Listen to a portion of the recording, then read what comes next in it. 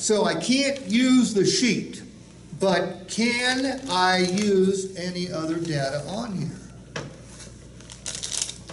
I would, yeah, you'll see what I'm gonna do. The data I would use now would be, I would go to the used car side and say, look, because what I'm gonna ask Grant to do is push back on the $5,000. I want you to say, hey, Steve, come on, I've never even paid MSRP.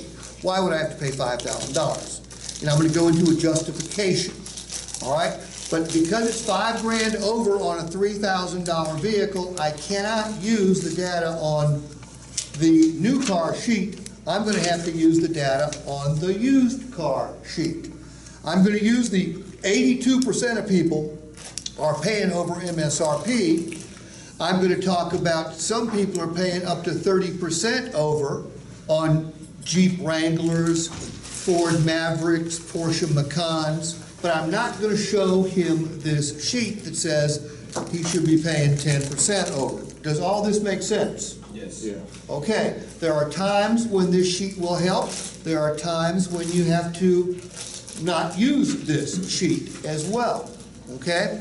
So, when I say action, Grant, I want you to say, Steve, I'm not gonna pay $5,000 over MSRP for a Kia. Okay, so, action. Steve, I don't want to pay $5,000 over MSRP for a Kia. Grant, I don't blame you a bit. You're not the first person to say it today. You won't be the last person to say it today. When was the last time you bought a vehicle? 2019. I'm going to guess in 2019, whatever vehicle you purchased, the dealer probably gave you a discount because you're a good negotiator, correct? I got a great deal on the car. Okay, was there even a factory rebate involved? Yes, sir. All right, in 2019, you paid a market-based price for that vehicle. At that particular time, the market required that a dealer, us included, we had to create discounts for our customers. In some cases, the factories had rate incentives or even rebates.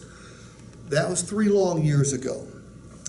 You remember COVID, I'm sure? Absolutely. Okay, you may have read about chip shortages, supply train issues, Russia, Ukraine creating problems with certain minerals used in production of vehicles.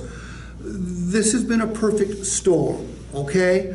You're going to pay a market-based price this time as well. However, now the market-based price is $5,000 over MSRP. But not to worry. Grant, it used to be, and it was in 2019, when you drove a car off the lot, that vehicle depreciated immediately, didn't it? Absolutely. In fact, they used to say in the first 2 years, new vehicles would depreciate between 25 and 35%. Grant, that doesn't happen anymore. As a matter of fact, 82% of people, and by the way, these aren't my figures, these aren't Kia's figures, these aren't any dealer association figures. These figures come from Edmunds.com, which is a very consumer-oriented website. They come from ICCars.com, which is a website that literally teaches people how to buy cars. And the figure is this: 82% of the people buying new vehicles in 2022 are paying over MSRP. And some of the numbers are absolutely crazy, Grant. If you were buying a Jeep Wrangler, you'd be paying close to 30% over MSRP. A Ford Maverick, close to 30%. A Porsche Macan, close to 30%. Now, there is a silver lining here. This is what happened to used cars in the last year. I don't know what, in fact, this is by body style.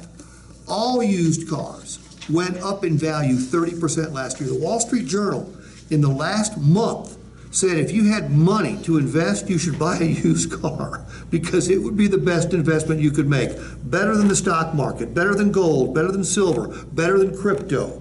Okay, that's how crazy our world has become. You're going to discover that check out these Kias. All right? What did that Kia go up last year? 49%. It increased in value 49%, increased in value 44%, increased in value 43%. There's no K5 on here because we didn't have K5s back then, K5's a new model. Yeah. So even though you're paying over MSRP, the vehicle is not going to depreciate like it used to. I can't guarantee you that they're going to go up 30 or 40% in the next year, but what I can guarantee you, Grant, is they're not going to depreciate like they used to. I need you to pick a payment so we can get your new vehicle ready for delivery. Okay. Okay? What did I just do there? Say again? Deal value. I told a story. By the way, is the story a true story? Absolutely. Yes, it's a true story. Hey, it's a bitch.